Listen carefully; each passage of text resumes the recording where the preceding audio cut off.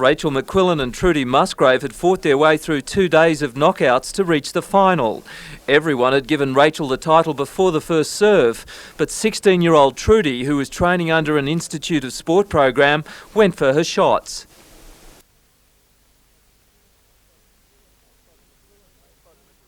But McQuillan maintained the pressure, forcing mistakes into Trudy's game.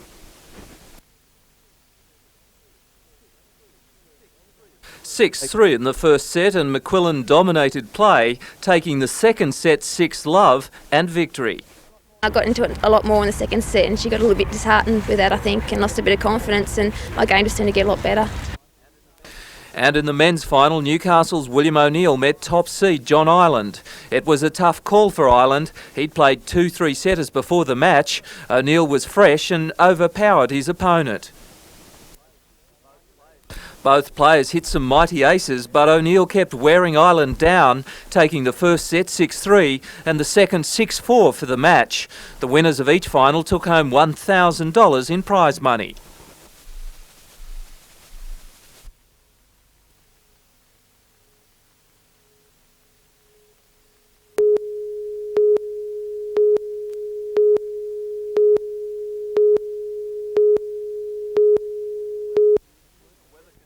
The weather conditions weren't the best for good footy, but the Parramatta players in their league colours threw the ball around and scored in the corner against South Sydney. And didn't the fans love it?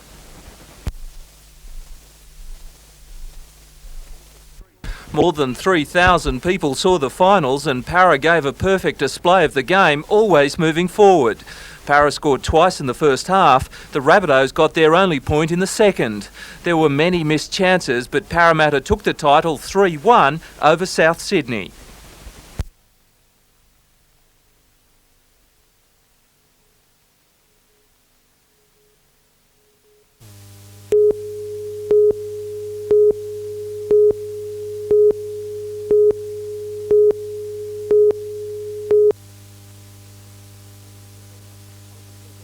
After several months of hauling record tonnages to the port, the Northern Coal Fleet was at a standstill this morning. Train controllers at Broadmeadow and coal overseers based at Port Waratah placing a ban from midnight last night on the rostering and running of coal operations. The issue at the heart of the dispute is State Rail's decision to change a range of travel pass entitlements from the end of this year. Australian Services Union members are fighting to retain their entitlement to a yearly interstate trip. The strike comes after negotiations failed to satisfactorily resolve the dispute. The Australian Services Union was angered by State Rail's decision to abruptly end negotiations last week. We see this as being in contravention of the Industrial Relations Commission ruling that negotiations take place, and that if the parties were unable to meet agreement, that they went back to the Arbitration Commission. Train drivers affected by the dispute did what they could while awaiting further developments. Early this afternoon, coal trains returned to the rails after State Rail decided to resume negotiations with unions. It's estimated haulage of up to 100,000 tonnes of coal was affected by the 12-hour stoppage, but Port Waratah Coal Services says the disruption didn't have any immediate effect. The current lineup of 15 ships waiting off the port of Newcastle to load coal and impending price negotiations is expected to see a concerted effort to try and resolve the dispute.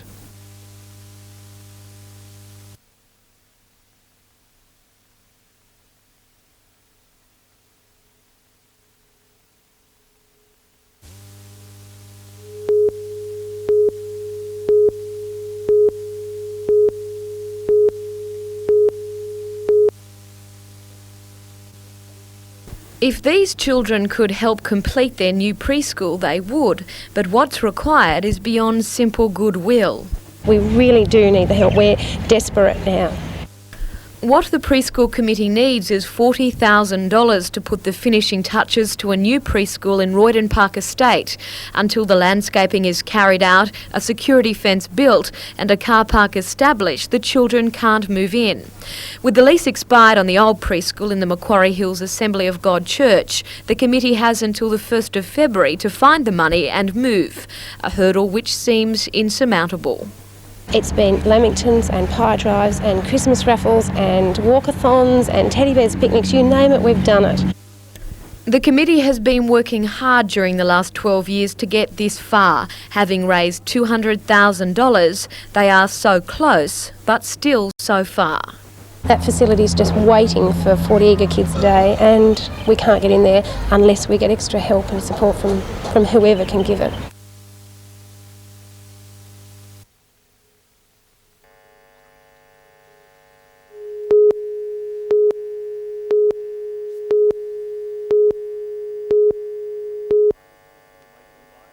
The Maitland Line is one of the most heavily trafficked rail corridors in Australia, being used for the haulage of millions of tonnes of coal and passenger traffic.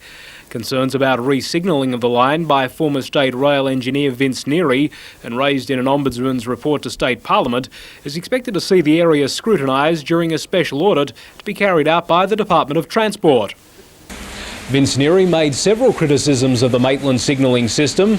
They included circuit design deficiencies and the positioning of new signals, which Neary claims provided insufficient braking distance for 84-wagon coal trains and super freighters. Labor's Hunter Parliamentary Chairman John Price says Maitland can't be overlooked by the investigation. I see no reason why Maitland should be exempt. They have acknowledged that we're over 177 faults that were detected during the commissioning phase, disregarding any faults that may have been discovered during the checking phase when the design was originally on the drawing board. So I would be most concerned if that area is not gone through with a fine-tooth comb. Despite State Rail assurances, the 177 sheets of design modifications needed for the Maitland project have been addressed and don't pose a problem. John Price still has concerns for motorists using the Metford level crossing and rail passengers travelling on the line. Well, it has the potential to be a problem. Now, the faults may be minor, but how do we know as civilians? I'd like an assurance from the State Rail Authority that the matter has been checked through. The Department of Transport is calling for public submissions with the effectiveness of all state rail signalling systems to be assessed during the audit.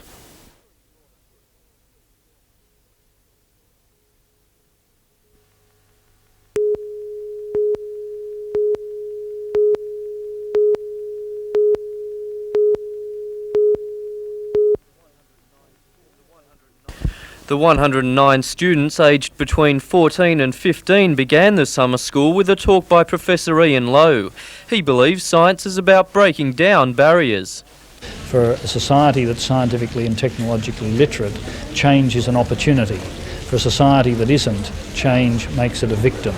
And whether we will be victims of technological change or whether we'll take advantage of it depends critically on how well educated we are scientifically and technologically. 63 girls are taking part in the 3-day summer school. Professor Lowe is keen for science to lose its male domination. There's no reason why women can't be as good at science as men. Historically, they've not been encouraged.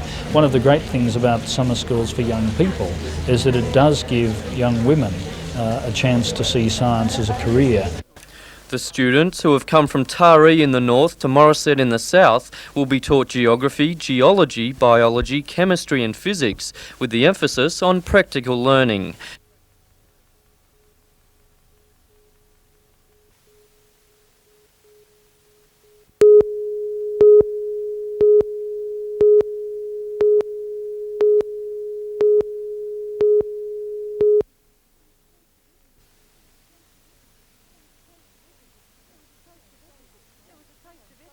There was a taste of everything theatrical on show last night for the packed Civic Theatre audience. Singing,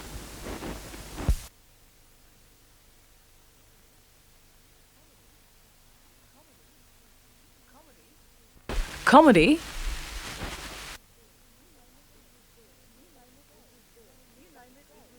you name it, it was there. Backstage, no nerves. These are seasoned troopers. Many have performed their acts at state level.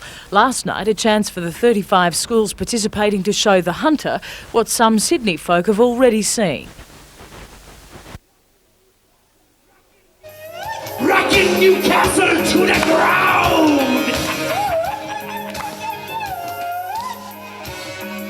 Listen to my reggae always forgive and turn the other cheek. It doesn't matter which light you see. It burns the same flame and gives us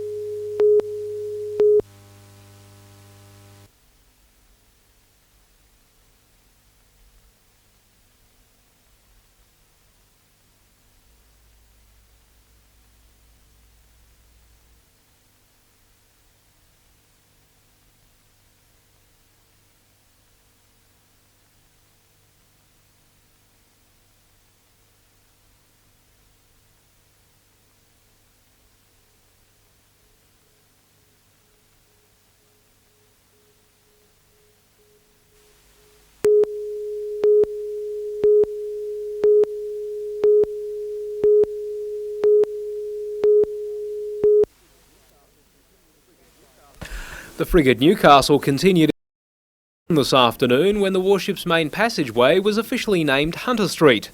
Lord Mayor, Councillor John McNaughton and the ship's commander, Rowan Moffat, were the first to officially walk the newly dedicated street, which fulfils an Australian naval tradition. Commander Moffat believes the ship will have no shortage of local identity following this visit. The identity really started coming from our point of view the day we moved in here. We're just getting such an incredibly warm welcome, and so many things are being passed our way. It's amazing. It's a remarkable feeling. But the frigate isn't only receiving Newcastle attributes, with the Lord Mayor being presented with a copy of the ship's emblem. The Newcastle's Adopted Friends Waratah Orthopaedic School also receive what's expected to be the first of the benefits from their association with the warship, with a page-turning. The Lady Mayoress's recommendation, we've adopted the Waratah Orthopaedic School, and as you can see, we've had them on board today, and the kids have had a great time. It's wonderful to have them on board and see such a very warm response from everybody. Commissioning of the Newcastle is now less than 20 hours away, and the official cake which will mark the occasion has already been handed over by Newcastle TAFE. Crew members are making every effort to see the Australian Navy's latest edition as sparkling for the ceremonial occasion. While the number of people to inspect the ship has already broken into the thousands, the main public opportunity to inspect the Newcastle will be on Sunday afternoon between 1 and 5:30.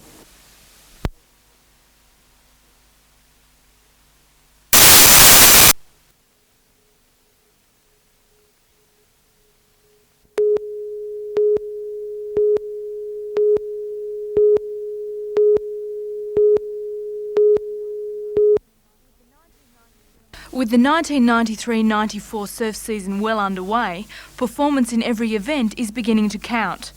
Today's carnival at Fox has special significance, not only because it was between branches from all over the state, but selection in the New South Wales representative side was up for grabs.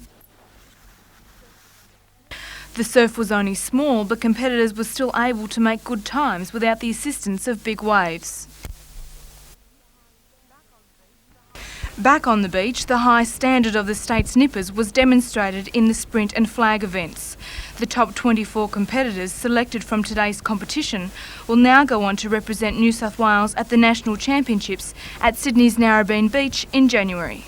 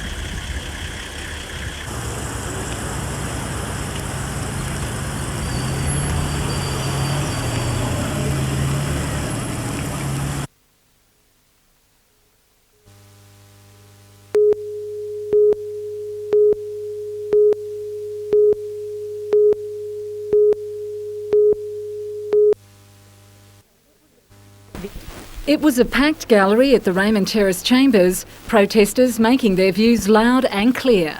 They were angry over a report before Council which recommended the rezoning of 3 parcels of land, 2 government-owned, the other private, to make way for residential development at Fern Bay.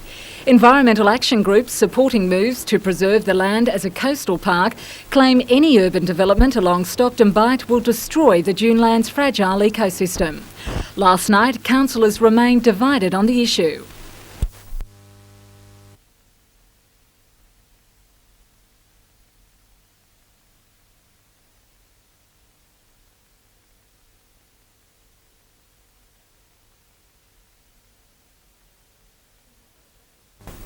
Before the vote, Mayor Innes Crichton vacated his chair, declaring personal interests. The vote taken, the rezoning application was defeated 6-4, but a rescission motion, supported by 4 of the councillors, deferred the matter until a special council meeting next week. Mayor Crichton today said he was surprised and disappointed at the outcome. He said while it provides more lobbying time for environmentalists, if the matter is not soon resolved, there's nothing to stop owners fencing off the land for a range of uses. Melinda Smith, NBN News.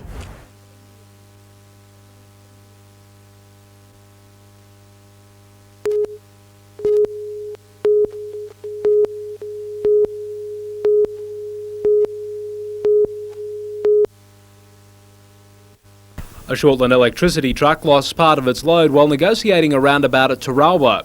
A drum of copper naphthenate ruptured, spreading the substance over a wide area. The substance is used in the treatment of power poles. Fire units from Torres and Cardiff responded and traffic was diverted until the fire brigade's hazardous materials unit arrived. Initially we had a problem in that the drum wasn't clearly identified, but once we were able to establish through the County Council the exact name of the substance, we were able to obtain the chemical information from our database. What sort of risk did it pose? Well, the substance is mildly toxic and slightly poisonous. It's used for tree preservation or timber preservation, but it doesn't create a great danger. Sand was the only safe way to clean up the chemical, leaving fire officers in breathing apparatus and armed with shovels to tackle the task under the oppressive heat. The Environment Protection Authority is inquiring into the accident.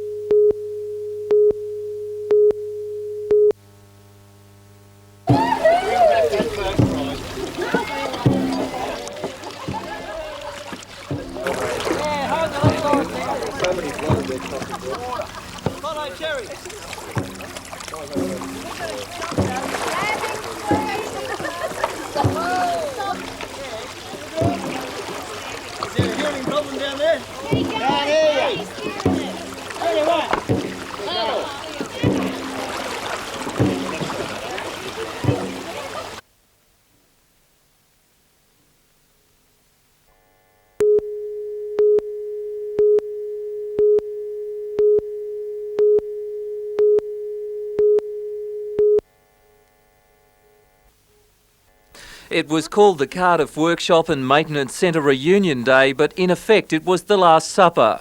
More than 700 past and present workers came for a few beers and lunch to remember a time which for some stretched back to 1928 when the Cardiff Workshop was set up. Brand new, and everybody was a happy family. And you helped each other and you were mates. 92-year-old Joe Burns worked as a fitter and welder, helping to rebuild and overhaul steam locomotives, including the famous 38 class, which became an institution on the Australian railways. If I had the opportunity to come back and do it all over again, I would, because there's a great lot of blokes here, and they're still all their friends, and this is where the heart is. Not the home, this is where the heart was. The Cardiff tradesmen were renowned for their skill and dedication to their craft, working with both steam and later the first diesel engines in 1960. At its peak in 1980, the workshop employed more than 1,200 people. By the mid-80s, that was cut in half. Today, just 60 remain. They'll finish up next month. Changing technologies and the push to stay profitable brought the closure on. While the workers remembered the good old days, many were angry that such a precious training ground would be lost forever. Peter Ryan, NBN News.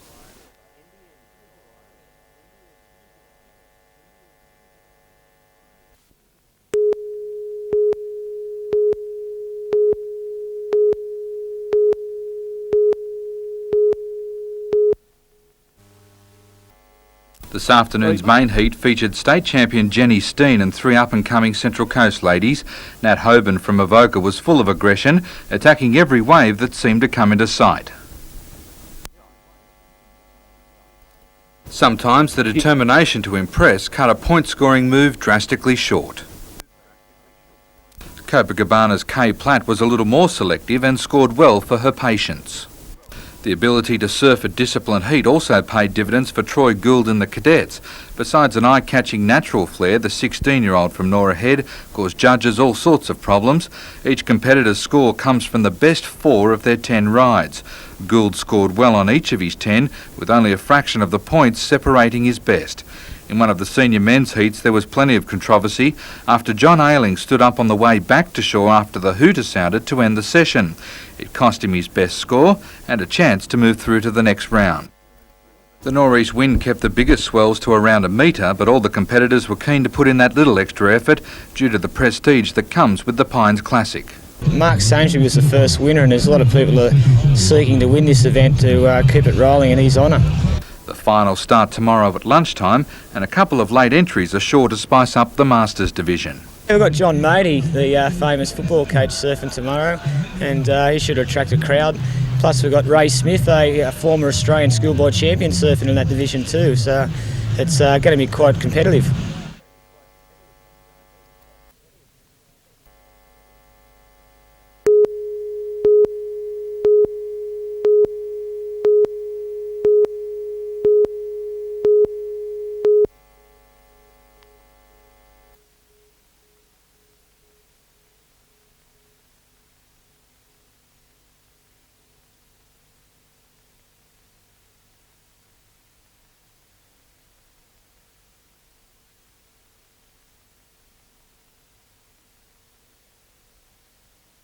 Mr. Cube was running on towards the inside, but Turn to Dundee was the leader halfway down the straighter. Southeastern Star and Queen Echo over on the outside. Turn to Dundee tackled by Queen Echo very wide. Queen Echo on the outside, going home the better. She's won it. Queen Echo ahead. Turn to Dundee. 6, 10 and 12. Not a bad dividend for a third place. Southeastern Star paid $8.80. The trifecta $527.30.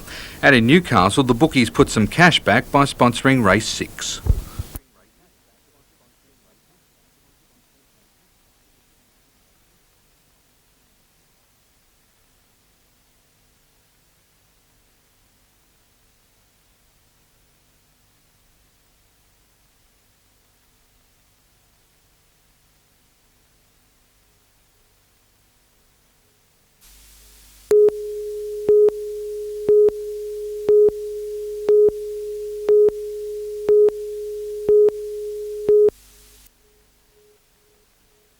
Before the field really had time to settle in, race leader Todd Wainless was looking at the world upside down. The 24-year-old clipped the wheel of a back marker, flipped and couldn't get out until the car was righted. Apart from a mouthful of dust, he escaped unhurt. Leland McSpannon tried to push his way into the lead after the restart, but lost it on a corner, causing another accident.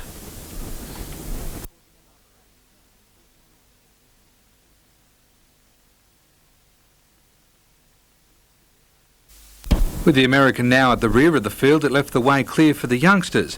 Robert Farr getting home to win the Winfield Sprint Car International ahead of Skip Jackson and 17-year-old Justin Maneef.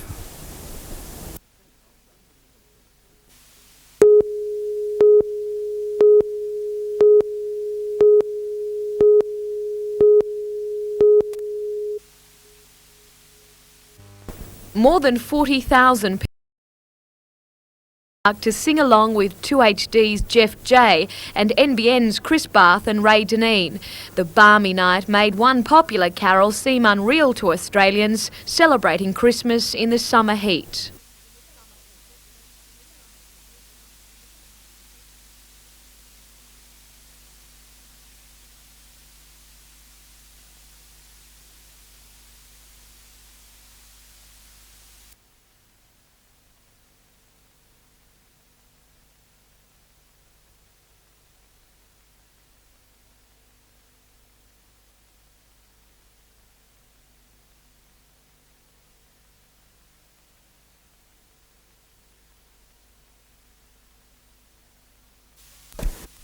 A bright star and the glittering of candles, a reminder that Christmas is only days away.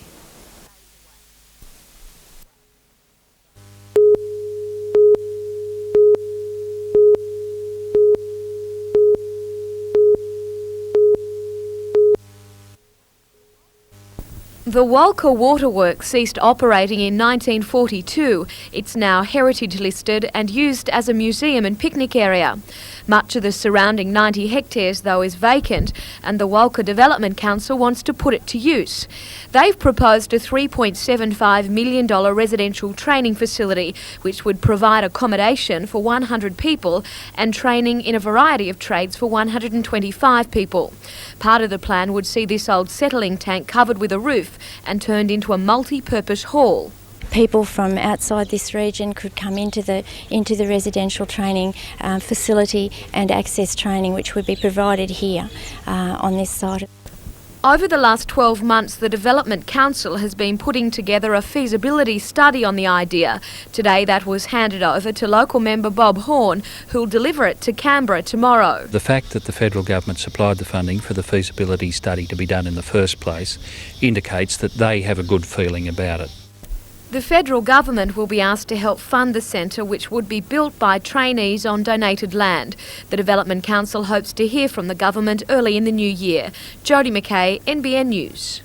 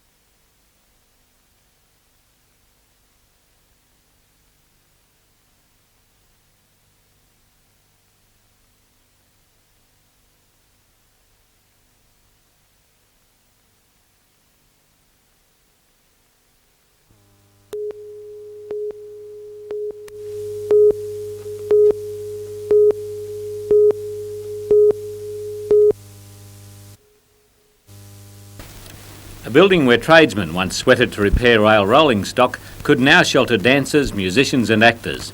This piece of the city's industrial past at Honeysuckle is falling to the wrecker's hammer, and architect Brian Souters wants it transformed into a performing arts centre. The Hunter Regional Dance Company is spearheading the proposal to develop the unique centre. The company has approached the Honeysuckle Development Corporation to examine the merit of using a refurbished heritage building in the civic area off Merriweather Street. The plans envisage a 500-seat auditorium and a number of rehearsal areas. The dance company's honorary architect Brian Souters said the proximity to the Civic Theatre, City Hall and the impending civic site development makes the Honeysuckle option attractive. Mr Souters said it would be a cultural shot in the arm for Newcastle if the idea goes ahead. At the moment, the Hunter Dance Company is operating in the Mission Theatre in King Street.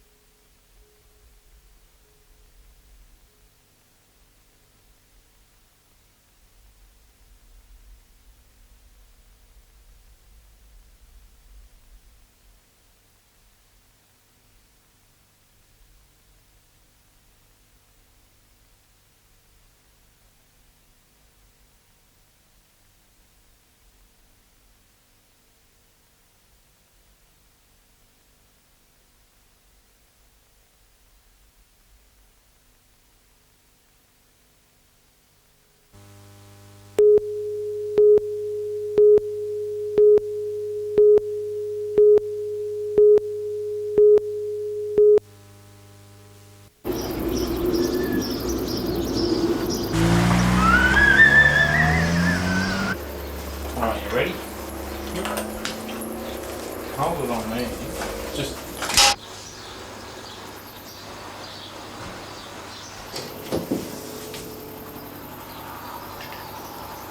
$278.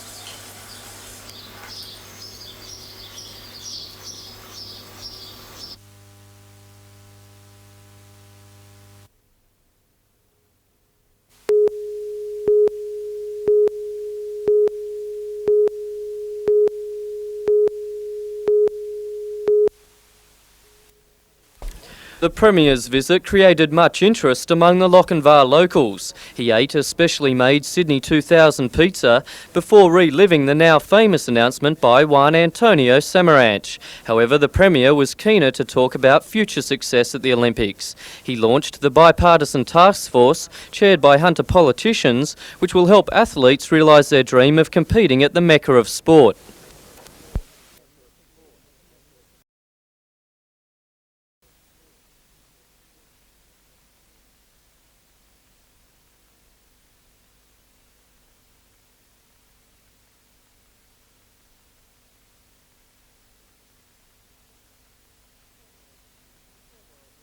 Former Olympian Heath Ryan hosted the event, with up to 100 people filling the equestrian centre.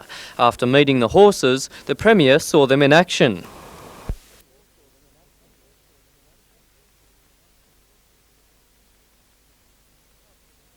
After the horsing around, a cartoon by local artist Michael Breen was auctioned, followed by a performance of the Sydney 2000 theme song.